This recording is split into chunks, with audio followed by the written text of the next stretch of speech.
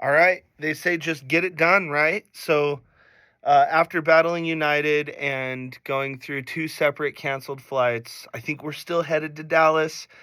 But my computer is transferring and updating, so I couldn't record a podcast. So you know what? No excuses, right? So what we're doing is we're getting on the phone and we're just going to record it right here so that we can get this done. What I want to talk about today is the quality of your attention, the quality of your attention. I think people say, yeah, I'm giving you my attention, but I was just hanging out with Conrad, for instance. He was up here, we're watching Michael Jackson, we're playing guitar, we're doing this.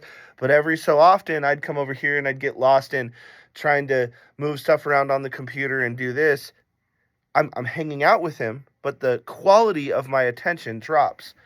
And so we have to understand that the quality of our attention is paramount if we want to get things accomplished effectively and efficiently. So let's take that a step further. What is the quality of your intention?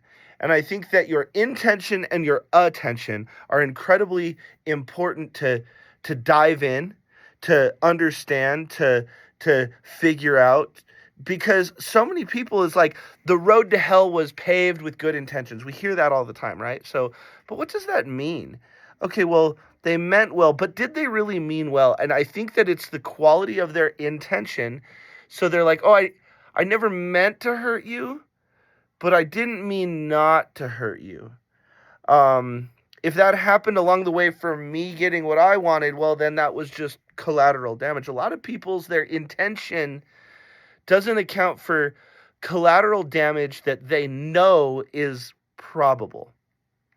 So if you can understand what is the quality of your intention, when you say you're going to get married to somebody, man, the quality of your intention had better be 100%. Like, I want to, you're my person. I want to be with you. If you are having the quality of your intention, I want to get into business with you, but I'm all excited and I want to change the world and I want to do this and I want to do that, but I'm really here for the money because I want a coattail ride, and I think that you're going to be a good door opener and you're going to be a good person to quote unquote know. See where I'm going with this? So the quality of your intention, and then what we're trying to do is we're trying to figure out other people's intentions all the time, right? So when we get asked this, like I went on a rant, I think on another one of my lives in our Facebook group, the Final Percent Network. If you would like to join the Final Percent Network, we would love to have you. But I was talking about that, and I think people are constantly questioning the quality of people's intention. So if I say, for instance, I believe in you, they say, well, do you really mean that? What is your intention? How much do you, what was your intention behind saying that? But the problem actually stems from the fact that they don't believe that. It has nothing to do with me. And so what's the quality of your intention for you? When you step up to the, like, I'll use a golf analogy, for instance. When you step up to the ball and you get ready to hit it and you get ready to hit it and you take 10,000 practice swings and all these different things happen, the thing that I want you to identify is if you shank the ball to the right or the left or you top it or whatever it is, and then you look at everyone in your party and you say, I knew I was going to do that. Well, your intention with the ball was you knew you were going to do that. So your brain doesn't want to make you a liar, so it helped you do that. So your intention with your marriage, your intention with your friendships, but most of all, your intention with you. If you say, hey, I'm not going to eat ice cream anymore, but you know you're going to eat ice cream, all that happens is you start to feel bad when you inevitably eat ice cream. So you need to make micro commitments for the macro goal. Now, there are people who can do the kind of extremist mentality and they, no more ice cream until I'm this. And then they do it. And it just is what it is. Their intention is 100%. They know that that's what's going to happen.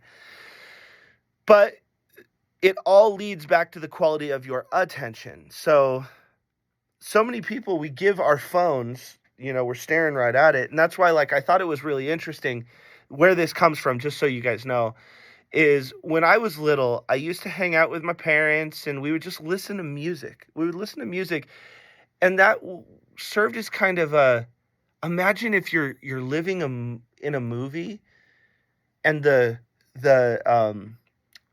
a movie with no music, okay? That would be weird, right?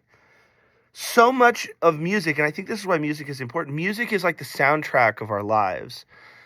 But what we tend to do is we're the MTV generation right now. So we want to watch the video. So we put on like a video reel. But then now we're listening to music, but we're doing this. For anyone just listening to this, I was just staring at the screen. Just so you know, this is how you look when you are listening to music from the TV.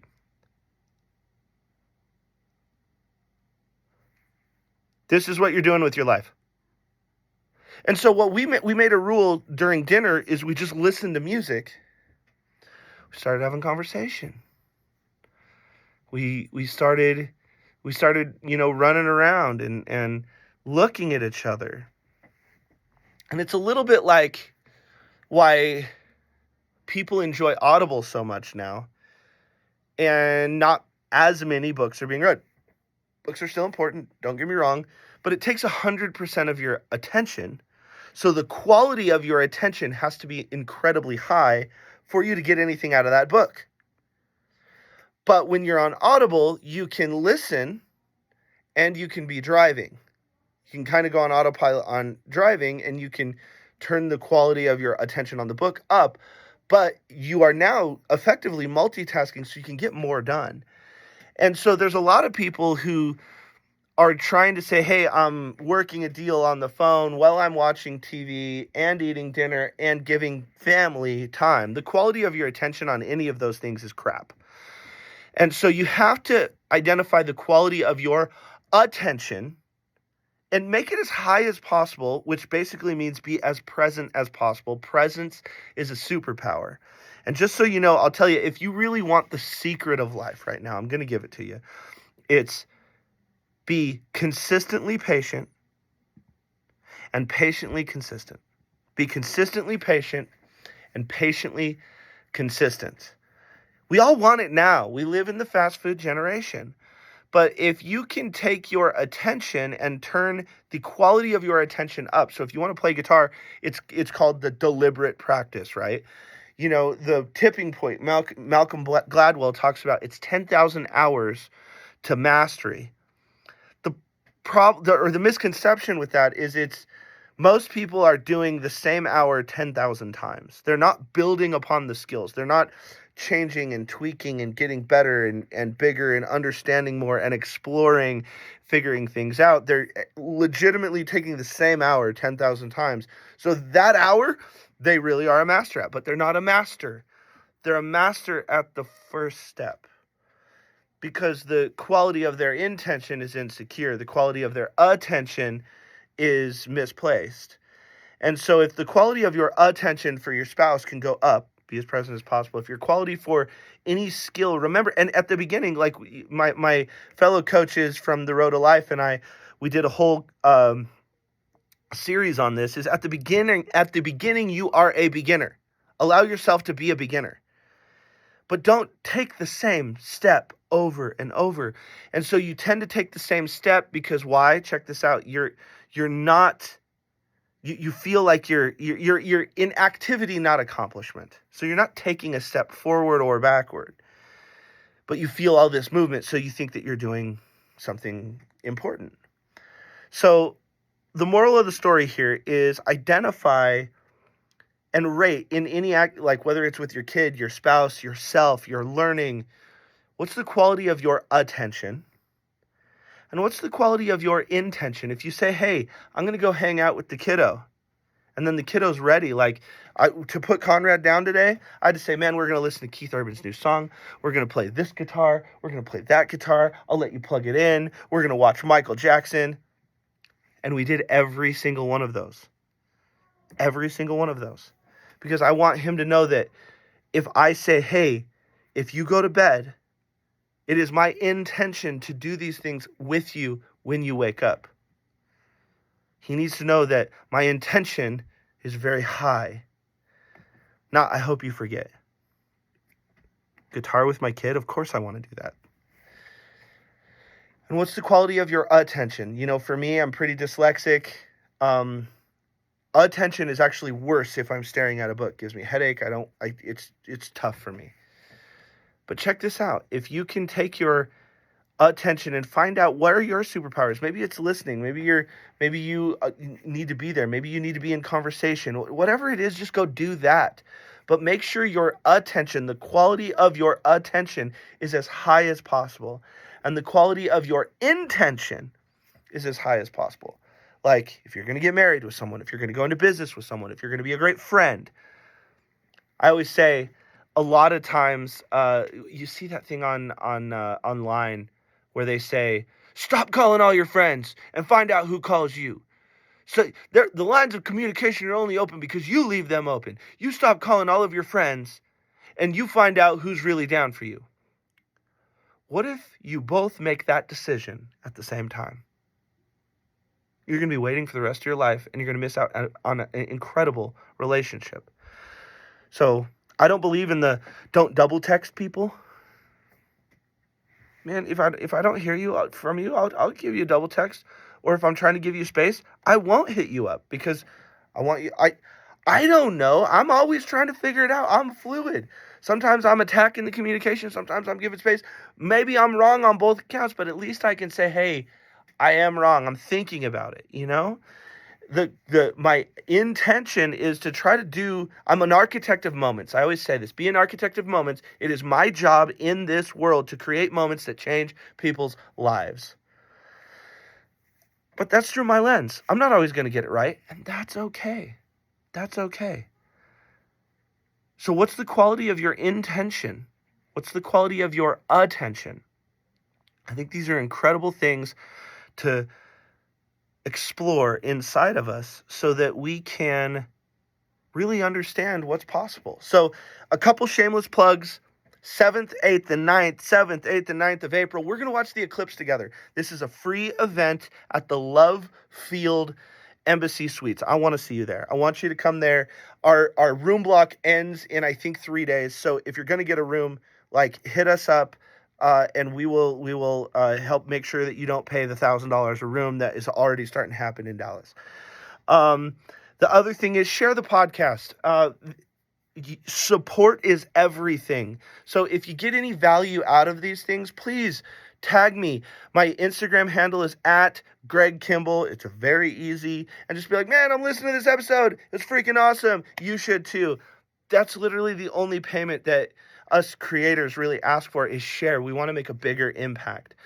So it's a free, I'm literally saying free event and free podcast and come join our Facebook group. Come hang out with us in the Facebook group. It's a fun group of people.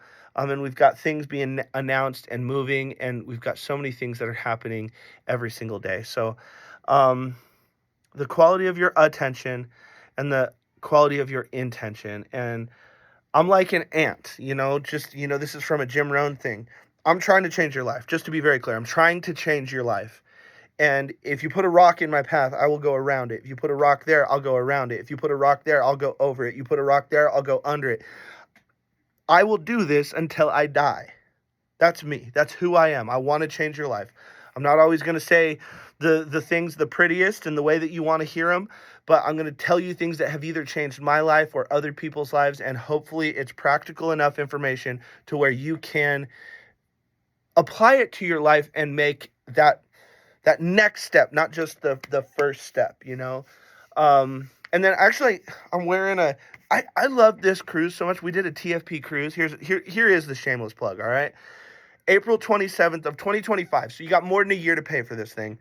We would love for you to come on the next TFP cruise. I'm literally wearing a shirt from the Oasis of the Seas. And then look at what I have on my speaker.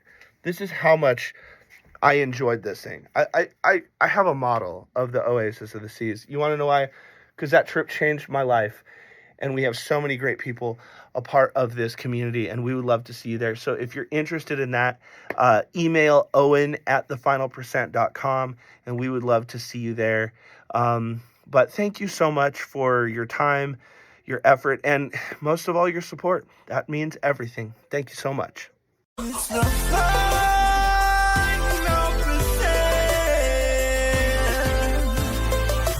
final percent.